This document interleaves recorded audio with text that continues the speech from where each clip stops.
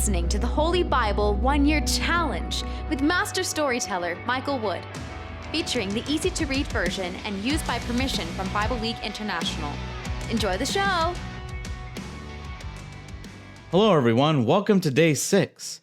We're continuing in the book of Genesis, and we're going to follow the descendants of Shem, one of Noah's sons. And then we'll begin the origin story of Abram, the father of all of God's people. And he will travel from place to place with his cousin Lot. And they run into some trouble in Egypt, some adventures in the Egyptian palaces, and the scandalous trick Abraham did on the king of Egypt. But somehow God is with them, and he gets one step ahead of the competition, and is really laying the groundwork for the future of God's people. But truly, the story is not over here. It is only beginning. We're also continuing in the book of Matthew, and Jesus continues his sermon, this time tackling controversial subjects such as sexual sin, divorce, how to make promises, and when or when not to fight back when someone attacks you. So stay with us to hear all the details. If you enjoy the show, visit me at patreon.com/storymaster. You'll find the link in the description box below. By contributing as little as $1 per month, you will enable me to continue this ministry, and you'll get cool rewards too. Together, we're going to get through the Bible in 1 year. Let's get started. Genesis chapter 11, verses 10 to 32. Shem's family. This is the record of Shem's family. 2 years after the flood, when Shem was 100 years old, he had a son named Arphaxad. After that, Shem lived 500 years. He had other sons and daughters. When Arphaxad was 35 years old, he had a son named Shelah.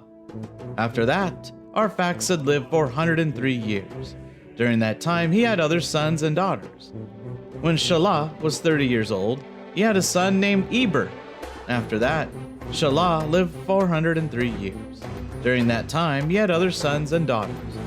When Eber was 34 years old, he had a son named Peleg. After that, Eber lived 430 years. During that time, he had other sons and daughters. When Peleg was 30 years old, he had a son named Reu. After that, Peleg lived 209 years.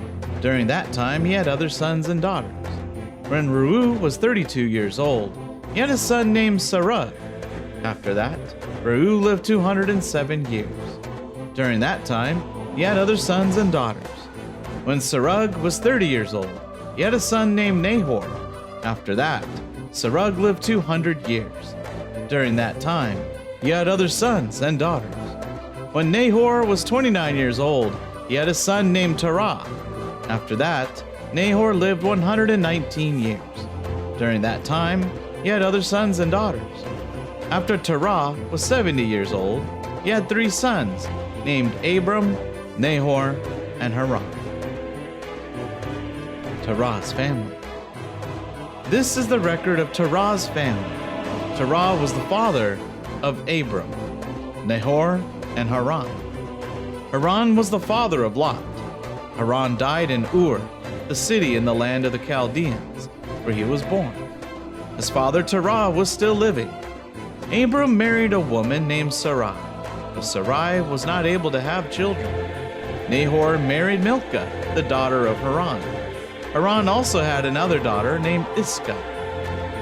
Terah left Ur to go to the land of Canaan. He took his son Abram and Abram's wife Sarai with him.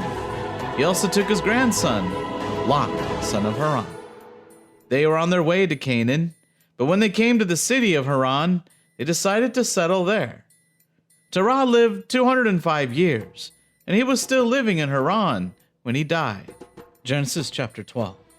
God chooses Abram to bless all people. The Lord said to Abram, "Leave your country and your people. Leave your father's family and go to the land that I will show you. I will make you and your descendants a great nation. I will bless you and make you famous. I will do this to make you a blessing to others. I will bless those who bless you, but I will put a curse on anyone who dishonors you. It is through you that blessings will come to all the families on earth. Abram goes to the land of Canaan. So Abram obeyed the Lord and left Haran, and Lot went with him. At that time, Abram was 75 years old. He took his wife Sarai, his nephew Lot, and everything they owned, including all the servants that had become a part of their household while living in Haran. They began traveling to the land of Canaan. When they arrived, Abram traveled through the land as far as the town of Shechem. There he stopped by the famous oak tree of Morah. That was during the time the Canaanites were still living in the land. The Lord appeared to Abram and said, I will give this land to your descendants. So Abram built an altar to honor the Lord at the place where he had seen him. Then he left and traveled to the hill country east of Bethel. There he set up camp.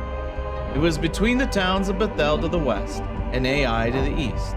Abram built another altar at that place to honor the Lord. He offered a sacrifice and prayed to the Lord there.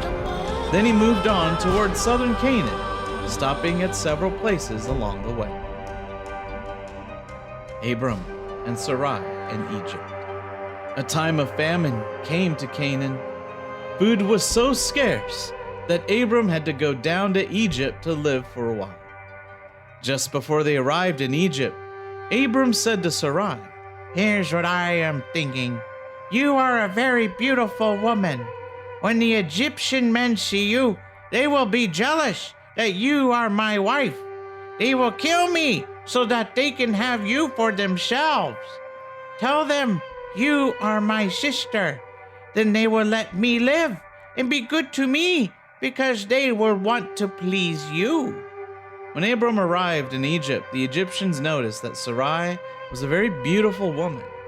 Some of the king's officials saw her and told the king how beautiful she was. So the king ordered them to bring her to live in his palace. The king was very good to Abram because he thought Abram was Sarai's brother. He gave Abram sheep, cattle, donkeys, camels, and men and women slaves because the king took Abraham's wife Sarai. The Lord made the king and the people in his palace sick with terrible diseases. So the king called Abram and said, Why have you caused me all this trouble? Why didn't you tell me Sarai was your wife? Why did you say, She is my sister?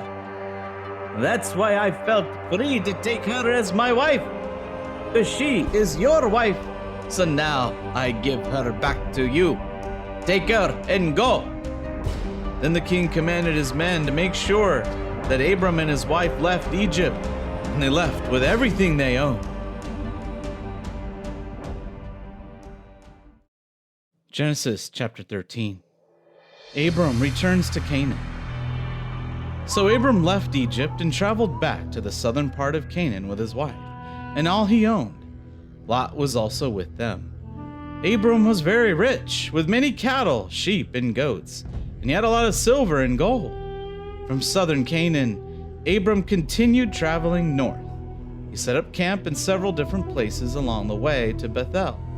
Finally, he settled between the towns of Bethel and Ai, where he and his family had lived before. Abram had built an altar in that place, so he again offered sacrifices and prayed to the Lord there. Abram and Lot separated. During all this time, Lot had been traveling with Abram. Lot also had cattle, sheep, and goats, as well as his own family and slaves. Abram and Lot had so many animals that the land could not produce enough food for all of them living together. The men who took care of Abram's animals and those who took care of Lot's animals were always quarreling with each other. Also, the Canaanites and the Perizzites were living in that same area. Abram said to Lot, You and I are family. There should be no arguing between us or between your people and my people. We should separate. You can choose the land you want. If you choose the land to the north, I will take the land to the south. If you want the land to the south, I will take the land to the north. Lot looked around and saw that the Jordan Valley had plenty of water all the way to Zoar. This was before the Lord destroyed Sodom and Gomorrah, so the whole valley was green, like the garden of the Lord in Eden, or like the land of Egypt. So Lot chose to live in the Jordan Valley. The two men separated and Lot traveled east. Abram lived in the land of Canaan, while Lot lived among the cities in the valley. He settled near Sodom. Sodom was a city where evil men were insulting the Lord with their horrible sins. After Lot moved away, the Lord said to Abram, Look around you. Look north, south, east, and west. I will give you all this land that you see. It will belong to you and your descendants forever. You will have more descendants than anyone could ever count. It would be like counting all the specks of dust on earth. Go now, take a walk through the land and look around. I'm giving it all to you. So Abram took down his tents and went to live near the famous oak trees of Mamre near Hebron. There he built an altar to honor the Lord.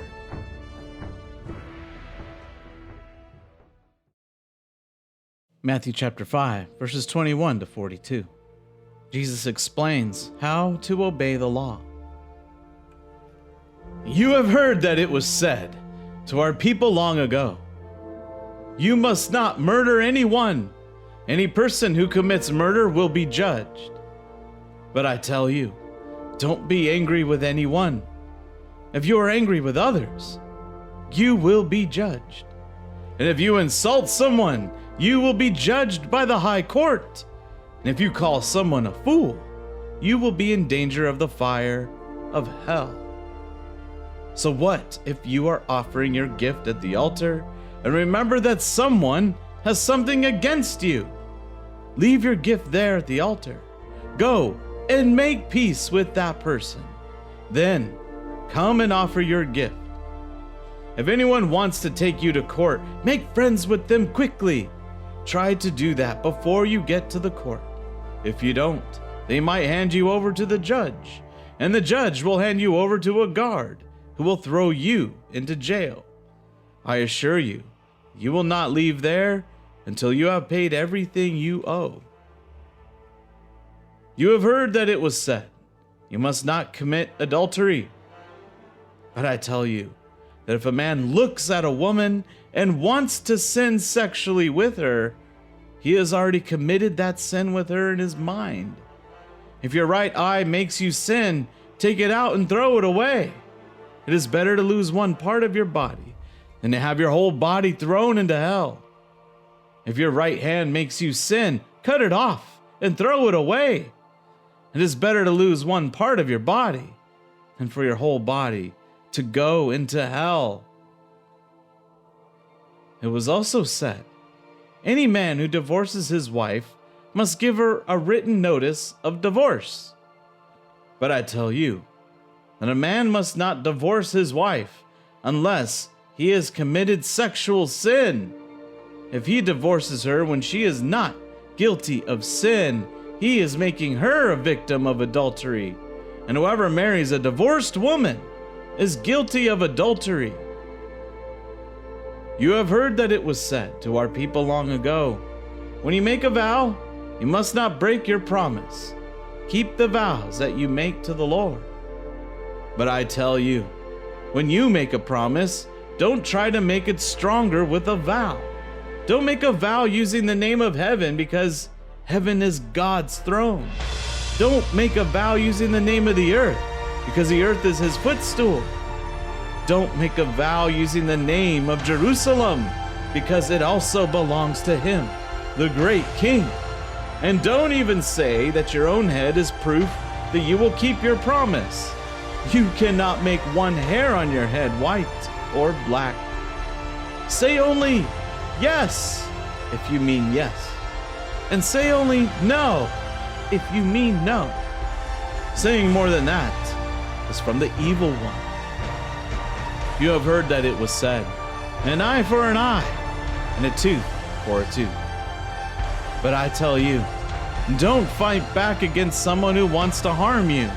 If they hit you on the right cheek, let them hit the other cheek too. If anyone wants to sue you in court and take your shirt, let them have your coat too. If a soldier forces you to walk with him 1 kilometer, go with him 2. Give to anyone who asks you for something. Don't refuse to give to anyone who wants to borrow from you. Psalm chapter 5. For the music director with flutes, a psalm of David. Lord, listen to me and understand what I am trying to say. My God and King, listen to my prayer.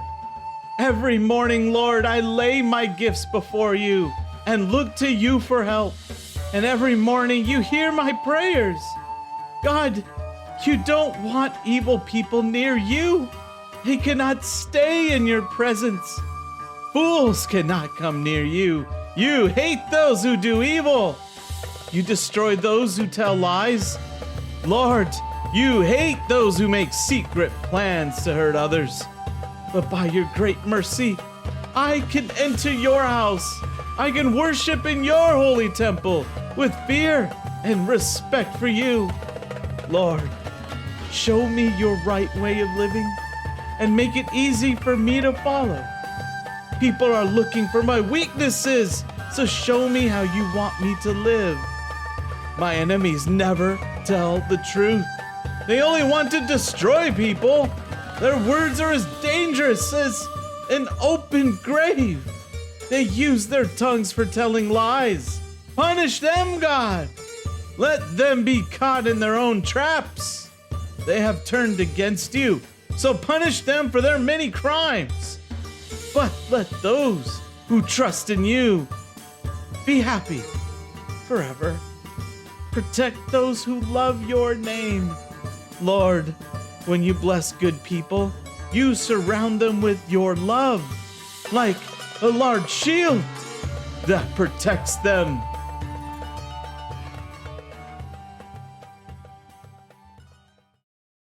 All right, everyone, that's it for day 6. We'll see you in the next episode, where there is trouble in paradise. Lot gets captured. God makes a promise to Abram, and a little bit of a domestic dispute where Abram's wife Sarai has a little problem with their slave girl Hagar. And this story is almost too hot for TV. And we'll also continue in the book of Matthew in chapter 5, where Jesus continues his sermon about loving our enemies, how to give, and how to pray. We hope you enjoyed today's verses. Be sure to leave us a positive review and to share this podcast with your friends and family. Please join us for the next episode as we experience the Bible in 1 year.